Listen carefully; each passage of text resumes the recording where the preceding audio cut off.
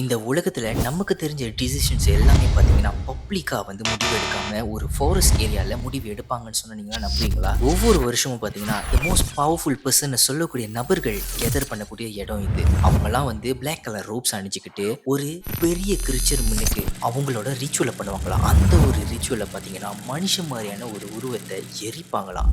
சில பேர் இது என்ன சொல்றாங்கன்னா, இது ஒரு பிரைவேட் கிளப். இதுல அப்படி ஒண்ணும் இல்ல அப்படின்னு நம்புறாங்க. பட் அதே சமயத்துல இன்னும் நெறைய பேர் என்ன சொல்லியிருக்காங்கன்னா, நம்மளுக்கு தெரியாத நெறைய விஷயங்கள் இதுக்குள்ள அடங்கியிருக்கு. லைக் வாரா இருக்கட்டும், எக்கனாமிக்ஸா இருக்கட்டும், பாலிடிக்ஸா இருக்கட்டும், இது எல்லாமே இந்த ஒரு ஃபாரஸ்ட் ஏரியால தான் கண்ட்ரோல் பண்ணிக்கிட்டு இருக்காங்க. ஈவன் உங்களோட ஃபியூச்சர் கூட இதுல தான் டிசைட் ஆயிருக்குன்னு நெறைய பேர் சொல்லிக்கிட்டு வராங்க. இதுக்கு பேரு என்ன? இதுதான் சீக்ரெட் சொசைட்டி. அண்ட் இந்த ஸ்பெசிஃபிக்கான சீக்ரெட் சொசைட்டியோட பேரு தான் பொஹேமியன் கிரோவ்னு சொல்லக்கூடிய ஒரு சீக்ரெட் சொசைட்டி. பொஹேமியன் கிரோவ்னு சொல்லப்படுற இந்த இடம் பார்த்தீங்கன்னா, பிரைவேட்டான ஃபாரஸ்ட் ஏரியா கலிஃபோர்னியாவில் இருக்கு. இந்த ஒரு இடம் பார்த்தீங்கன்னா, பொஹேமியன் கிளப்னு சொல்லப்படக்கூடிய நபர்களால் இந்த இடத்த ஆக்கிரமிச்சிருக்காங்க. ஒவ்வொரு வருஷமும் 2 வாரத்துக்கு ரிச்சஸ்ட் மேன்னு சொல்லக்கூடிய நபர்களாக இருக்கட்டும், த மோஸ்ட் பவர்ஃபுல் மேன்னு சொல்லக்கூடிய நபர்களாக இருக்கட்டும், இவங்க எல்லாருமே இந்த ஒரு இடத்துல, இந்த ஒரு ஃபாரஸ்ட் ஏரியாவில் மீட்டிங் வச்சிருப்பாங்களாம். மீட்டிங்கை தாண்டி ஒரு ரிச்சுவல் அவங்க பண்ணுவாங்களாம்.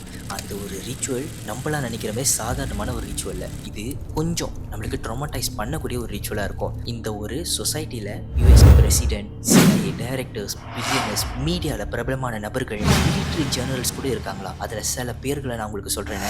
ரிச்சர்ட் நிக்சன், ரொனால்ட் ரேகன், ஹென்ரி கிசிகர், இவங்க எல்லாருமே இந்த ஒரு சொசைட்டியில் அட்டெண்ட் பண்ணியிருக்காங்கிறது டாக்குமெண்ட் ஆயிருக்கு. இந்த சொசைட்டியோட ரூல்ஸ் ரொம்ப சிம்பிள்.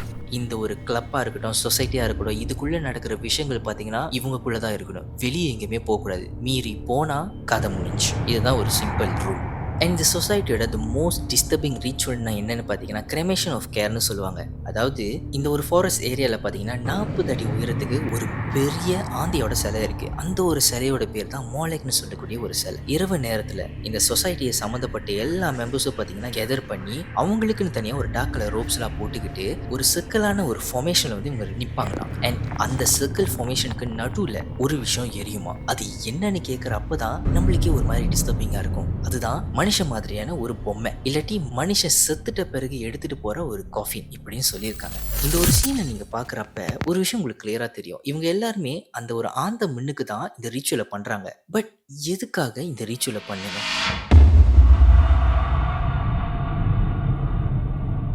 கான்ஸ்பிரசி தியோரிஸ் வந்து பார்த்தீங்கன்னா, இவங்க பண்ணுற இந்த ரிச்சுவல் பின்னாடி there's something dark அப்படின்னு சொல்லியிருக்காங்க. மனித தன்மையை அழிக்கிறதுக்காக இந்த ஒரு சொசைட்டி உருவெடுக்கப்பட்டிருக்கு அப்படின்னு சொல்கிறாங்க. பட் இவங்க, அதாவது இந்த ரிச்சுவல் சம்மந்தப்பட்டவங்கலாம் என்ன சொல்கிறாங்கன்னா, இந்த மாதிரி மனுஷன் மாதிரியான ஒரு பொம்மையை எரிக்கிறது மூலயமா எங்களோட மனக்குறையாக இருக்கட்டும், எங்களோட சேட்னஸாக இருக்கட்டும், எங்களோட ஒரு நெகட்டிவ் எனர்ஜியாக இருக்கட்டும், அது எல்லாத்தையும் எங்களுக்கு எரிக்கிறதுக்கு உதவியாக இருக்குது. வேறு எதுவும் இந்த சொசைட்டியில் இல்லை, நீங்களாம் நினைக்கிற மாதிரி இல்லை அப்படின்னு சொல்கிறாங்க. நம்மளாம் விடுவோமா? கான்ஸ்பிரசி தியோரி இன்ன வரைக்கும் ஓடி தான் இருக்கு. எதுக்காக நீங்க அங்க இந்த மாதிரியான ரிச்சுவல் நீங்க பண்ணணும் அப்படிங்கிறது. அதுவும் என்ன ஒரு ஸ்ட்ரேஞ்சான ஒரு விஷயம்னா, இவங்க பண்ற எல்லா ரிச்சுவலுமே பாத்தீங்கன்னா ரொம்ப சீக்ரெட்டா செஞ்சிருக்காங்க. சாதாரண ஒரு ரிச்சுவலுக்கு எதுக்காக இவ்வளவு தூரம் நீங்க வந்து மெனக்கட்டி ஒரு சீக்ரெட்டா செய்றீங்க அப்படிங்கிற ஒரு கேள்வி எல்லாருக்குள்ளேயும் எழும்புனுச்சு.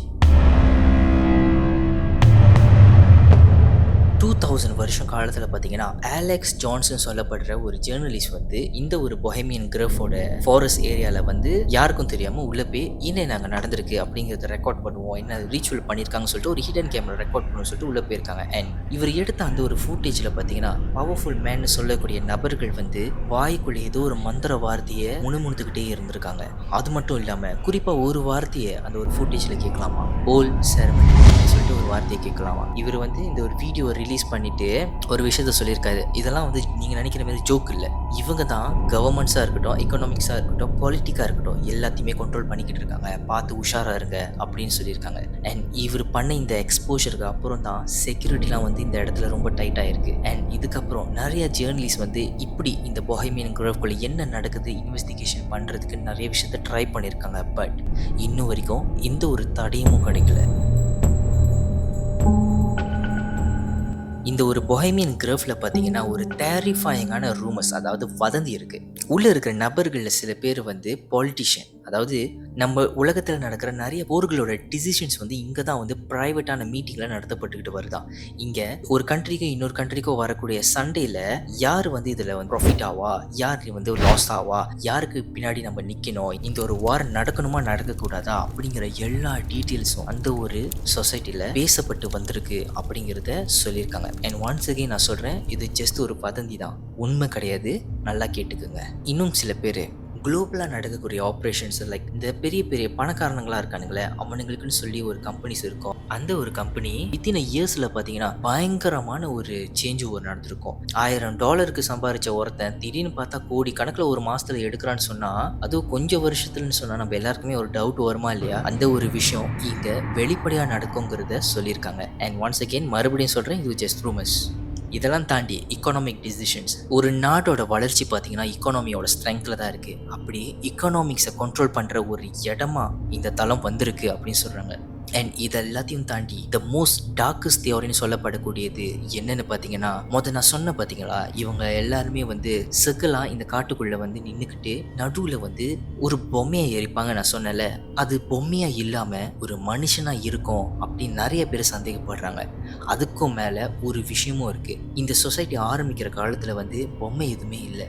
அப்போ அநேகமாக மனுஷனை தான் இவங்க எல்லாருமே சாக்ரிஃபைஸாக கொடுத்துருப்பாங்க அப்படின்னு சொல்லிக்கிட்டு வராங்க. ஆனால் இது எல்லாத்துக்குமே பப்ளிக்காக எந்த ஒரு ப்ரூஃபும் இல்லை.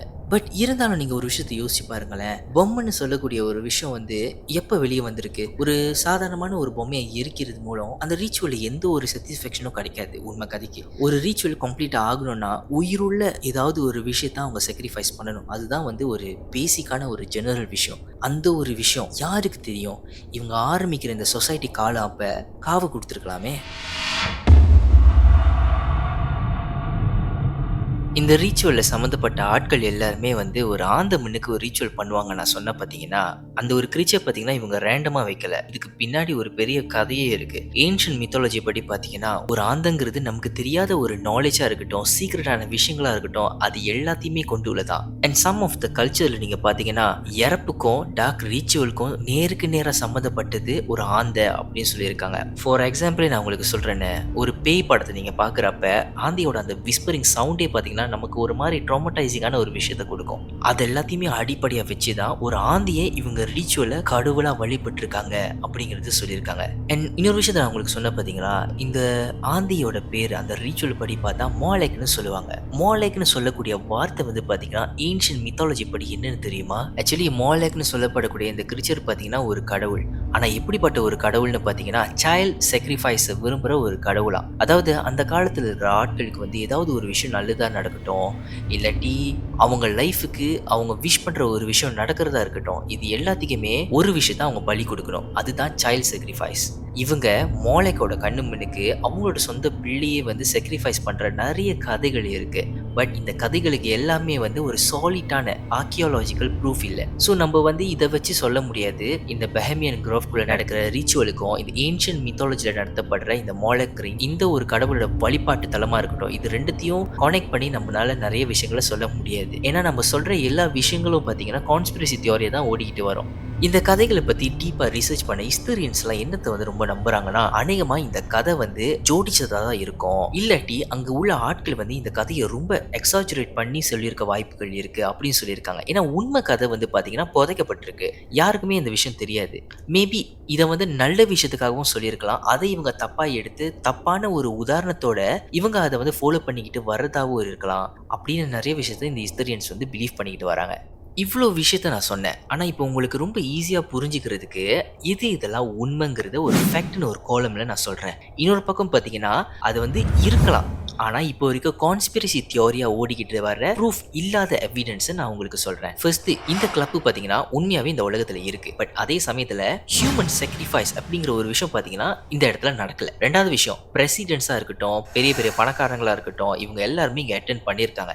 ஆனால் இங்கே நம்மளால் நினைக்கிற மாரி சாத்தானை வழிபடுற ஒரு ஸ்தலமாக இங்கே இல்லை. மூணாவது விஷயம், ஆமாம் இங்கே ரிச்சுவல் நடந்திருக்கு, ஆனால் நம்மளால் நினைக்கிற மாரி இங்கே யார் யார் இருக்கணும், யார் யார் சாகணும் அப்படின்னு முடிவு பண்ணக்கூடிய ஒரு ரிச்சுவல் இங்கே நடக்கலை. அண்ட் நாலாவது விஷயம், ஆமாம் இது சீக்ரெட்டாக உருவான விஷயம்தான், அதுக்காக வெளி உலகத்தை இவங்கெல்லாம் கண்ட்ரோல் பண்றாங்கன்னு சொல்றாங்க பாத்தீங்களா, அது உண்மையா இருக்கிறதுக்கு வாய்ப்புகள் குறைவு இப்படின்னு சொல்லியிருக்காங்க. இந்த 2 விஷயத்தையும் நீங்க கம்பேர் பண்றப்ப உங்களுக்கு தெரிஞ்சிருக்கும். எது இது உண்மை, எது இது பொய்யா கூட இருக்கலாம் அப்படிங்கிறது. எவிடன்ஸ் இல்லாம ஒரு விஷயத்த நம்மளால உண்மைன்னு சொல்லிக்கிட்டு வர முடியாது. இப்போ நீங்க சொல்லுங்க, பொஹேமியன் கிராஃப்குள்ள உண்மையாவே சீக்ரெட் சொசைட்டின்னு சொல்லப்படக்கூடிய கான்ஸ்பிரசி தியோரியா ஓடிக்கிட்டு வர இந்த சீக்ரெட் சொசைட்டி டார்க்கான ரீச்சுவல் செய்யக்கூடிய இடமா இருக்கா, இல்ல அதை விட இன்னும் மோசமான விஷயங்கள் அங்க நடக்குதா? உங்களோட தியோரியை கமெண்ட்ல பதிவு பண்ணுங்க, நானும் தெரிஞ்சுக்கிறேன். அடுத்த வீடியோவில் உங்க எல்லாரும் சந்திக்கிற வரைக்கும் டாடா பாபாய் ஃப்ரம் டிகேட் விஷன்.